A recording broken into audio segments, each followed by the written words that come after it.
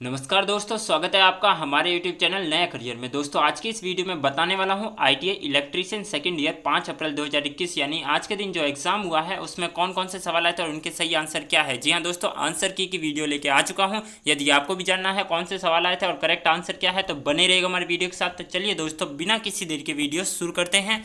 दोस्तों वीडियो शुरू करने से पहले बताना चाहूँगा, यदि आप हमारे चैनल पर पहली बार आए हैं तो कृपया करके हमारे चैनल को सब्सक्राइब कर लीजिए और बेल आइकन को प्रेस करना मत भूलिएगा, ताकि अगली बार जब भी हम ऐसी लेटेस्ट और इन्फॉर्मेशनल वीडियो डालें आप तक सबसे पहले पहुंचे। तो चलिए दोस्तों वीडियो शुरू करते हैं। जैसा कि आप देख सकते हैं, पहला क्वेश्चन यहाँ आपसे पूछा गया है, प्रकाश की तीव्रता को मापने के लिए किस अवरोधक का उपयोग किया जाता है, जिसके लिए आपको 4 ऑप्शन दिए गए थे। चारों में आपका जो पहला ऑप्शन था वो था आपका VDR, सेकेंड ऑप्शन आपको दिया गया था NTC और थर्ड ऑप्शन दिया गया था आपको PTC और फोर्थ ऑप्शन दिया गया था आपको LDR।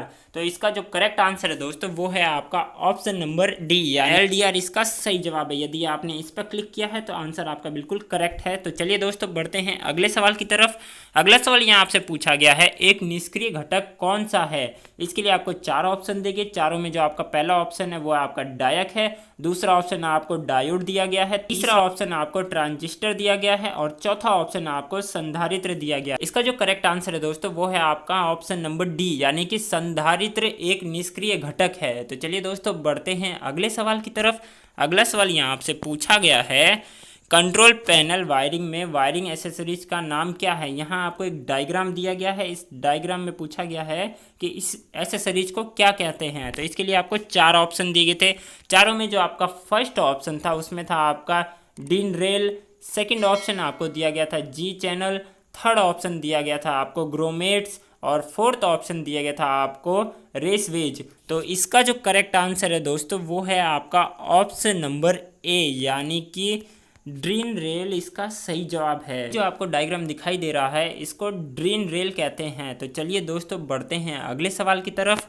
अगला सवाल यहाँ आपसे पूछा गया है, DC ड्राइव में BOP का पूरा नाम क्या है। तो इसके लिए आपको 4 ऑप्शन दिए गए हैं। चारों में जो आपका पहला ऑप्शन दिया गया है bride operation panel, second option आपको दिया गया है बेसिक ऑपरेशन पैनल और थर्ड ऑप्शन दिया गया है आपको बेसिक ऑपरेशन प्रोग्राम और फोर्थ ऑप्शन दिया गया है आपको ब्राइड ऑपरेटर प्रोग्राम। इसका जो करेक्ट आंसर है दोस्तों वो है आपका ऑप्शन नंबर बी, यानी कि बेसिक ऑपरेशन पैनल इसका सही जवाब है। तो चलिए दोस्तों बढ़ते हैं अगले सवाल की तरफ।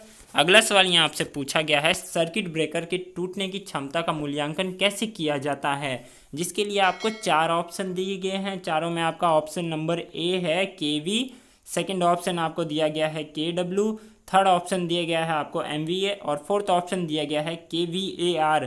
तो दोस्तों सर्किट ब्रेकर के टूटने की क्षमता का मूल्यांकन जो इसका करेक्ट आंसर है वो है आपका ऑप्शन नंबर सी, MVA इसका करेक्ट आंसर है।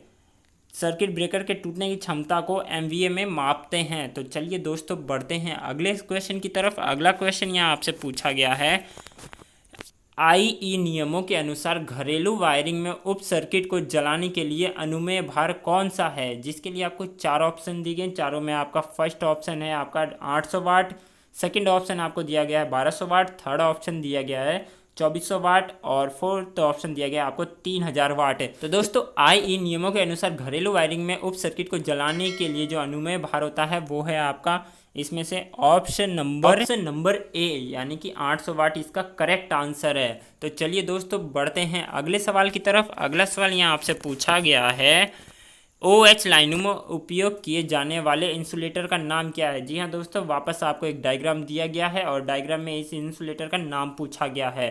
तो इसके लिए आपको 4 ऑप्शन दिए गए हैं। चारों में से जो पहला ऑप्शन है आपका फर्स्ट ऑप्शन है पिन इंसुलेटर, सेकंड ऑप्शन आपको दिया गया पोस्ट इंसुलेटर, थर्ड ऑप्शन दिया गया आपको स्ट्रेन इंसुलेटर और चौथा ऑप्शन दिया गया है आपको सेकल इंसुलेटर। तो इसका जो करेक्ट आंसर दोस्तों वो है आपका ऑप्शन नंबर डी, यानी कि सेकल इंसुलेटर इसका सही जवाब है। ये जो डायग्राम में आप देख रहे हैं इसको हम सेकल इंसुलेटर कहते हैं। तो चलिए दोस्तों बढ़ते हैं अगले सवाल की तरफ। अगला सवाल यहाँ आपसे पूछा गया है, जैव द्रव्यमान का अवशेष कौन सा है, जिसके लिए आपको 4 ऑप्शन दिए गए। चारों में से आपका पहला ऑप्शन है घोल यानी स्लरी, सेकंड ऑप्शन आपको दिया गया है जैव ईंधन, थर्ड ऑप्शन दिया गया आपको खाद और फोर्थ ऑप्शन दिया गया है बायोगैस। तो दोस्तों इसका जो करेक्ट आंसर है दोस्तों वो है आपका ऑप्शन नंबर ए यानी स्लरी, घोल इसका सही जवाब है। घोल एक जैविक द्रव्यमान का अवशेष होता है। तो चलिए दोस्तों बढ़ते हैं अगले सवाल की तरफ। सवाल यहाँ आपसे पूछा गया है, फोटोवोल्टिक सेल बनाने के लिए प्रयुक्त सामग्री का नाम क्या है, जिसके लिए आपको 4 ऑप्शन दिए गए। चारों में आपका फर्स्ट ऑप्शन है सिलिकॉन, सेकंड ऑप्शन है आपका आर्सेनिक, थर्ड ऑप्शन है आपका एंटीमनी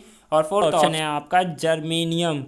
इसका जो करेक्ट आंसर है दोस्तों वो है आपका ऑप्शन नंबर ए यानी सिलिकॉन। फोटोवोल्टिक सेल बनाने के लिए प्रयुक्त सामग्री का नाम सिलिकॉन होता है। तो चलिए दोस्तों बढ़ते हैं अगले सवाल की तरफ। अगला सवाल यहाँ आपसे पूछा गया है, अल्टरनेटर के रोटर को डीसी प्रदान करने वाले उपकरण का नाम क्या है। तो इसके लिए जो आपको 4 ऑप्शन दिए गए, चारों में आपका फर्स्ट ऑप्शन है उत्तेजक, सेकंड ऑप्शन दिया गया आपको इन्वर्टर, थर्ड ऑप्शन दिया गया आपको कन्वर्टर और फोर्थ ऑप्शन दिया गया है आपको सिंक्रोनाइजर। इसका जो करेक्ट आंसर है दोस्तों वो है आपका ऑप्शन नंबर ए यानी कि उत्तेजक, एक्साइटर इसका सही जवाब है। अल्टरनेटर के रोटर को डीसी प्रदान करने वाले उपकरण को उत्तेजक कहते हैं। तो चलिए दोस्तों बढ़ते हैं अगले सवाल की तरफ। अगला सवाल यहाँ आपसे पूछा गया है, अल्टरनेटर को रेटेड कैसे किया जाता है। तो इसके लिए आपको 4 ऑप्शन दिए गए। चारों में आपका फर्स्ट ऑप्शन है केवीए, सेकंड ऑप्शन दिया गया किलोवाट, थर्ड ऑप्शन दिया गया मेगावाट और फोर्थ ऑप्शन दिया गया है केवी। इसका जो करेक्ट आंसर है दोस्तों वो है आपका ऑप्शन नंबर ए यानी केवीए। अल्टरनेटर को केवीए द्वारा रेटेड किया जाता है। तो चलिए दोस्तों बढ़ते हैं अगले सवाल की तरफ। अगला सवाल यहाँ आपसे पूछा गया है, सार्वभौमिक मोटर का अनुप्रयोग कौन सा है, जिसके लिए आपको 4 ऑप्शन दिए गए हैं। चारों में आपका पहला ऑप्शन है जेट पंप, सेकंड ऑप्शन दिया गया है भोजन मिक्सर, थर्ड ऑप्शन दिया गया है टेलीप्रिंटर और फोर्थ ऑप्शन दिया गया है कंप्रेसर। तो दोस्तों इसका जो करेक्ट आंसर है वो है आपका ऑप्शन नंबर बी यानी कि भोजन मिक्सर। सार्वभौमिक मोटर का अनुप्रयोग भोजन मिक्सर होता है। तो चलिए दोस्तों बढ़ते हैं अगले सवाल की तरफ। अगला सवाल यहाँ आपसे पूछा गया है, स्लिप्ड चरण मोटर का कार्य सिद्धांत क्या है, जिसके लिए आपको 4 ऑप्शन दिए गए। चारों में आपका ऑप्शन है लेंज नियम, सेकंड ऑप्शन आपको दिया गया जूल का नियम और थर्ड ऑप्शन दिया गया है फैराडे के विद्युत अपघटन का नियम, फोर्थ ऑप्शन दिया गया है फैराडे के विद्युत चुंबकीय प्रेरण का नियम। तो इसका जो करेक्ट आंसर है दोस्तों वो है आपका ऑप्शन नंबर ए यानी कि लेंज का नियम इसका सही जवाब है। चलिए दोस्तों बढ़ते हैं अगले सवाल की तरफ। अगला सवाल यहाँ आपसे पूछा गया है, 6 पोल स्टेटर मोटर की विद्युत डिग्री क्या है, जिसके लिए आपको 4 ऑप्शन दिए गए हैं।